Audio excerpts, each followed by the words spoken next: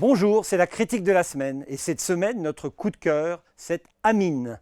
Parce que son signataire, Philippe Faucon, est devenu un cinéaste dont les films comptent. Sorti de l'ombre grâce au prix Louis Deluc et aux 3 Césars de Fatima, notre homme aurait pu profiter de ce coup de projecteur pour recruter des acteurs de renom et s'attaquer à une production de grande ampleur. Ça aurait été mal connaître cet artiste intègre qui n'a cure de la gloriole. De l'immigration, le cinéma ne laisse généralement entrevoir qu'une facette. Dans Amine, il choisit de montrer les 2 faces de la médaille. Le sort funeste de ces déracinés qui constituent une main-d'œuvre corvéable à merci et leur statut de fils prodigue lorsqu'ils retournent au pays. Un regard singulier qui lui permet d'égrener quelques vérités fondamentales au moment même où la crise des migrants traduit le fameux malaise dans la civilisation qu'évoquait déjà Sigmund Freud.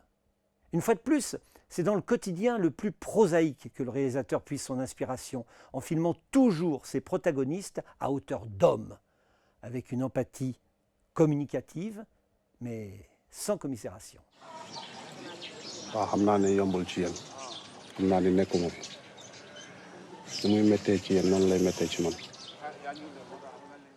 S'il est une tentation qui ne concerne pas Philippe Faucon, c'est bien l'opportunisme. Chacun de ces films, téléfilms et séries constitue une pièce d'un vaste puzzle qui représente un état des lieux unique de la France de ces 3 dernières décennies.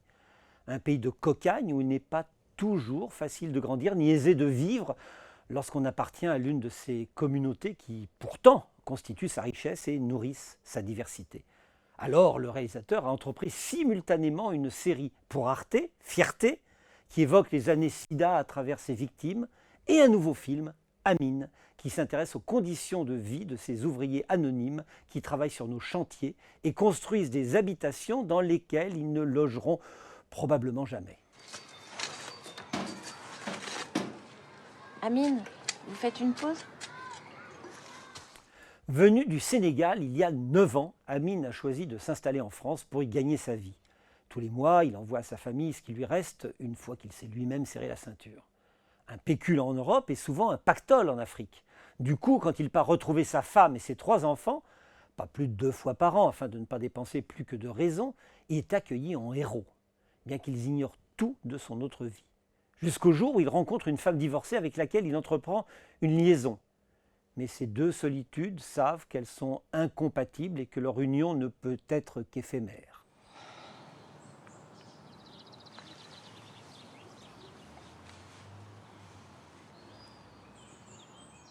Cette existence ordinaire, Philippe Faucon la montre sans polémique ni affaîtrie. Pas question non plus pour lui de traiter du problème récurrent de cette Afrique qui sacrifie ses sources vives pour ne pas mourir de faim, ni même d'évoquer le sort de ces embarcations de migrants qui se renversent tous les jours dans les eaux de la Méditerranée en alimentant les divisions d'une Europe en plein désarroi. Le sensationnalisme, Faucon le laisse à d'autres. Une fois de plus, c'est l'humain qui se trouve au cœur de cette chronique des invisibles, ces silhouettes et ces ombres de notre quotidien que nous avons appris à ne plus remarquer parce qu'elles ont choisi de se fondre dans un paysage qui n'est pas le leur.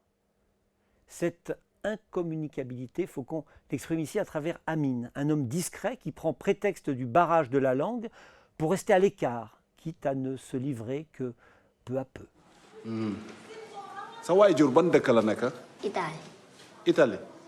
Mais en filigrane du destin de ce personnage secret, Philippe Faucon évoque d'autres vies, à commencer par celle de son camarade maghrébin vieillissant, Abdelaziz, dont la fille constate que ses employeurs successifs ont fait l'impasse sur ses cotisations sociales, ce qui ne lui permettra de bénéficier d'aucune retraite quand le temps en sera venu.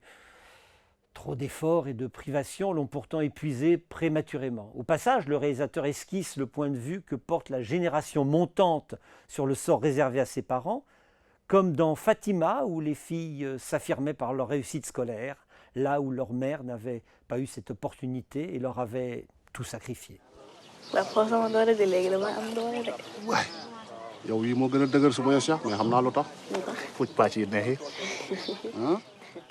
Pas question pour Faucon de porter un regard moralisateur ou de dénoncer ces dégâts collatéraux qu'on pourrait qualifier de néocolonialistes. Son cinéma n'est ni militant, ni revendicateur. Il préfère pointer des anomalies et des injustices pour nous donner à réfléchir et à assumer nos responsabilités sur le plan moral. Il procède par ailleurs en montrant les deux faces de la médaille, le pays natal et le pays d'accueil, avec les cloisonnements et le déracinement qu'ils impliquent. Tu comprends pas en fait. Je comprends pas quoi. Il a déjà une vie dans son pays, c'est pas toi sa vie. Dans l'œuvre de Philippe Faucon, Amine succède notamment à Sabine, Samia et Fatima, des films dont les titres sont aussi les prénoms de leurs protagonistes. De beaux prénoms, n'en déplaise à Éric Zemmour, l'homme de Cro-Magnon du PAF. Un choix qui reflète les préoccupations de Faucon, accorder systématiquement la primauté à l'individu sur la collectivité et réaliser des portraits en prise avec leur époque. Ces personnages ne sont toutefois pas des héros au sens traditionnel du terme, mais plutôt des êtres de chair et de sang qui se frottent et s'usent aux aléas du quotidien. À l'instar de cette liaison qu'entretient Amine avec une Française paumée qui suscite des réactions extrêmes.